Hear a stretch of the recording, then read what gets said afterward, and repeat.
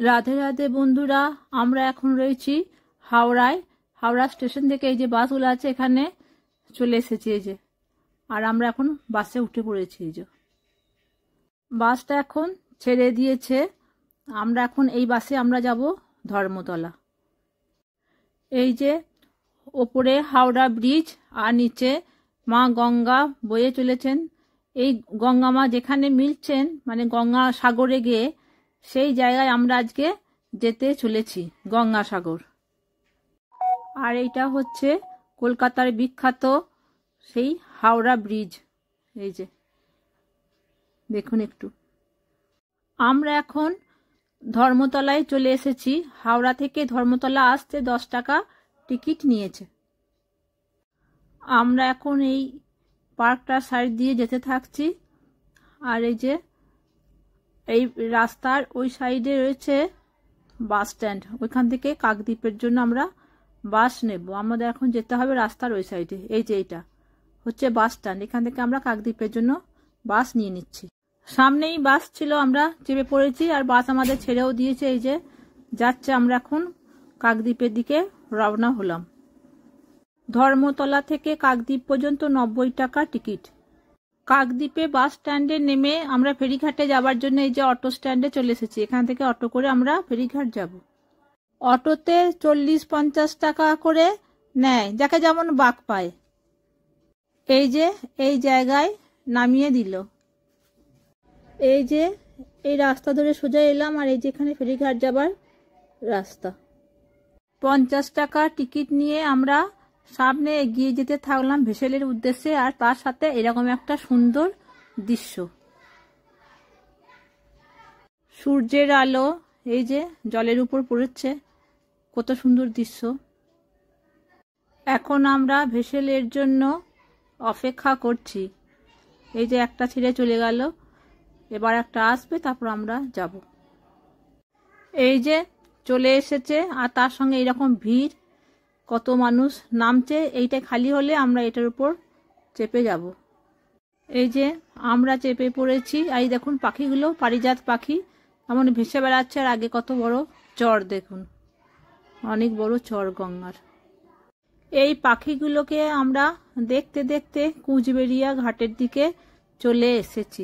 ওই যে লাইট জ্বলছে, এখানটা হচ্ছে ঘাট। আমরা এখন কুচবেড়িয়া ঘাটে যে চলে এসেছি। এই যে কত নৌকা রয়েছে। এই যে এই দিকটা হচ্ছে এই যে গেট গঙ্গাসাগর যাওয়ার, আর ওই দিকটা হচ্ছে জেটি ঘাট। এই জেটি ঘাটটা এরকম। এই যে এখান থেকে বাস, অটো সবকিছুই পাওয়া যায় গঙ্গাসাগর যাবার জন্য, আর 50 টাকা করে ভাড়া। এই যে আমরা এগিয়ে চললাম। আমরা এখানে এসে নামলাম, আর এই রাস্তার মধ্যে হোটেল, ভারত সেবাশ্রম থাকবার জন্য সবকিছুই আছে। আর এটা হচ্ছে কপিল মুনির আশ্রম। এই যে এই মন্দিরে কপিল মুনিজিকে দর্শন করে নিন। এই যে আগে রাস্তায় যে কপিল মুনির আশ্রম, আর এই সাইডে যে ছোট ছোট গুমটির মতো রয়েছে, এগুলো হচ্ছে নাগা সন্ন্যাসীদের থাকবার কুঠির। এই স্থানের পৌরাণিক কাহিনী আছে। আসলে কপিল মুনি কে ছিলেন? ইনি ছিলেন বিষ্ণুর 24 অবতারের এক অবতার। এই মন্দিরটি নতুন করে বানানো হয়েছে। আসল মন্দিরটা সমুদ্রের বক্ষে তলিয়ে গেছে। গঙ্গাসাগর একটি গ্রাম পঞ্চায়েত, সাগর থানার অন্তর্ভুক্ত, কাকদ্বীপ উপবিভাগ, দক্ষিণ 24 পরগনা জেলার পশ্চিমবঙ্গে অবস্থিত। গঙ্গাসাগর হিন্দু তীর্থস্থান। প্রতি বছর মকর সংক্রান্তির দিন কয়েক লক্ষ হিন্দু গঙ্গা ও বঙ্গোপসাগরের সঙ্গমে পবিত্র ডুব দিতে ভিড় করেন। এবার আসি মা গঙ্গা কিভাবে মর্তে এলেন তার পৌরাণিক কথা নিয়ে। কদম্ব ঋষি ও তার স্ত্রী ছিলেন অদিতি। এনারা বিষ্ণুর সাথে চুক্তি করেন। এনারা বৈবাহিক জীবনে কঠোরতা ভোগ করেন, এই শর্তে যে বিষ্ণু তার পুত্র হিসাবে অবতারিত হবেন। যথা সময়ে কপিল মুনি বিষ্ণুর অবতার হিসাবে জন্ম নেন। ছেলের কাছেও কখনো মাকে জ্ঞান অর্জন করতে হয়।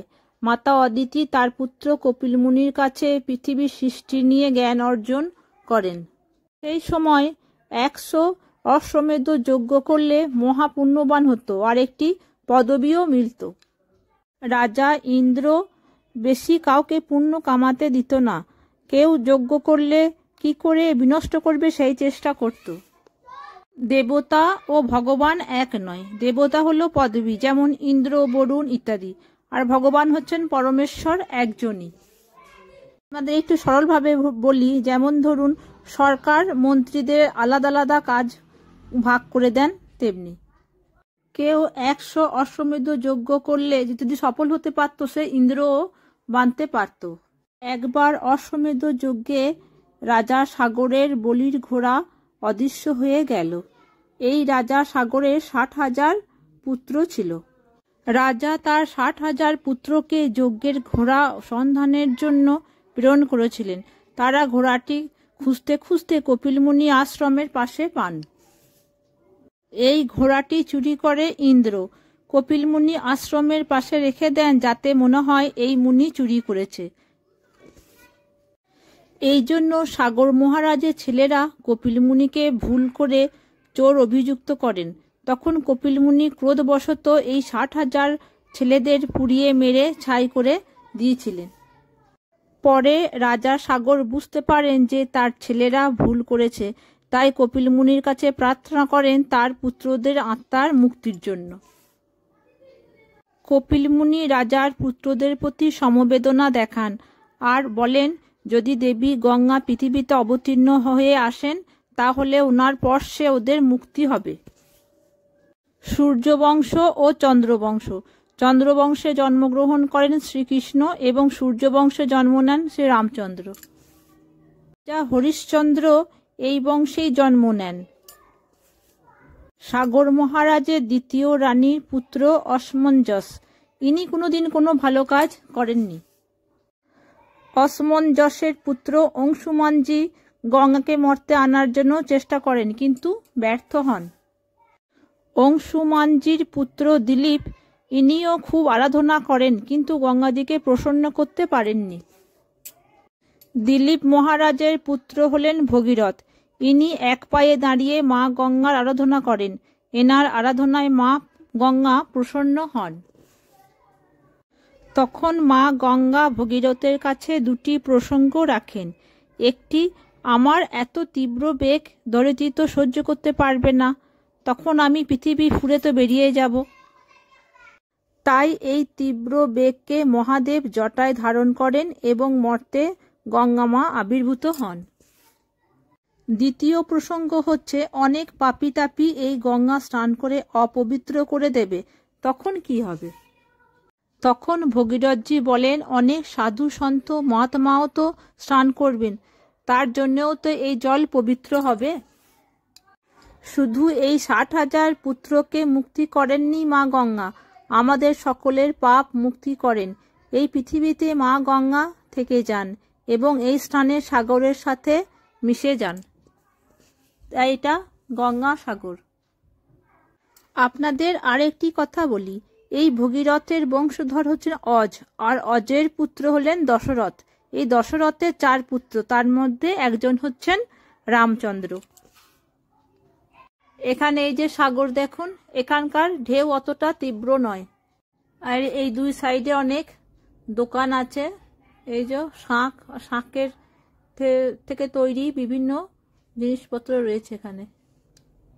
আর এই যে এইদিকে দেখুন, এই যে আশ্রমটি কপিলমুনির, আর এই সাইডে রয়েছে সাগর, সিধা একদম ওই সোজা রাস্তা সাগর, এটা থাকার ব্যবস্থা। আর এখানে সব পুজো দেবার দোকান। এই যে আমরা বেশ কিছুক্ষণ এই সাগরের দৃশ্য উপভোগ করতে থাকলাম। গঙ্গাসাগর থেকে কুচবেড়িয়া জেটিতে চলে এসেছি ফেরার জন্য। এই ভেসেলে আমরা এখন পার হয়ে চলে এসেছি এই যেখানটায়। এবার এখান থেকে অটো করে আমরা কাকদ্বীপ স্টেশনে যাব। অটো করে আমরা এই যে কাকদ্বীপ স্টেশনে চলে এসেছি। কাকদ্বীপ স্টেশন থেকে আমরা চলে আসলাম শিয়ালদা। এই যে শিয়ালদা স্টেশন, আর এখান থেকে বাড়ি।